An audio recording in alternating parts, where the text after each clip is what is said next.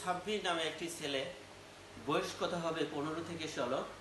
তিনি সরকারের কঠোর সমালোচক ছিলেন। সরকারের বিভিন্ন বিষয়ে তিনি সমালোচনা করতেন।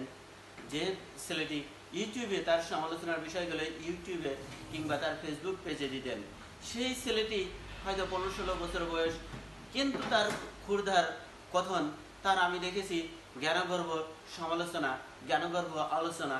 তিনি অত্যন্ত দীপ্তর সাথে তিনি সমালোচনা করেন। তিনি তথ্যবহুল কথা বলেন। তথ্যের বাইরে আমি তার বেশ কয়েকটি এপিসোড দেখেছি। তার অযৌক্তিক এবং মিথ্যের রিউমার তার কোনো বিষয় খুঁজে পাই, তার পেজগুলোতে আমি খুঁজে পাইনি, অর্থাৎ তার ইউটিউব চ্যানেলে আমি খুঁজে পাইনি। অথচ এই ছেলেটা, এই বুদ্ধিদীপ্ত ছেলেটাকে সরকার তুলে নিয়ে গেছে। গত 2 মাস ধরে তার কোনো খোঁজ নাই, খবর নাই।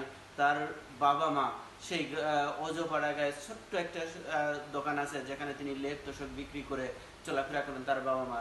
তাই সেই বাবা মায়ের একটি মাত্র ছেলে, যিনি ঢাকা শহরে ছিলেন, সেখান থেকে গোপনে তুলে নিয়ে গেছে সাদা পোশাকে। এই 2 মাস তার কোনো খোঁজ খবর পাওয়া যায়নি তিনি কোথায় আছেন। যখন তিনি আর কোনো পোস্ট দিচ্ছেন না, তখন তার সহ ইউটিউবার যারা আছেন তারা তখন খোঁজ করতে থাকেন যে আমাদের এই সাব্বির ভাই কোথায় আছেন, যে এই ছোট্ট ছেলেটি কোথায় আছেন। এইটা যখন পোস্ট না পাওয়ার পরে আস্তে আস্তে খুঁজতে খুঁজতে 2 মাস পরে জানা যায় যে তিনি জেলে আছেন। এটা কোন ধরনের কথা? যে ছোট্ট ছেলেটি ছোট্ট একটা 15-16 বছরের একটা ছেলের সমালোচনা নিতে পারছেন এই সরকার। অথচ এই সরকার প্রধান তিনি নিজে ঘোষণা করছেন যে আমাদেরকে সবাই সমালোচনা করুন। এই সরকারের বিভিন্ন উইংস বলেছেন যে আমাদেরকে সমালোচনা করুন।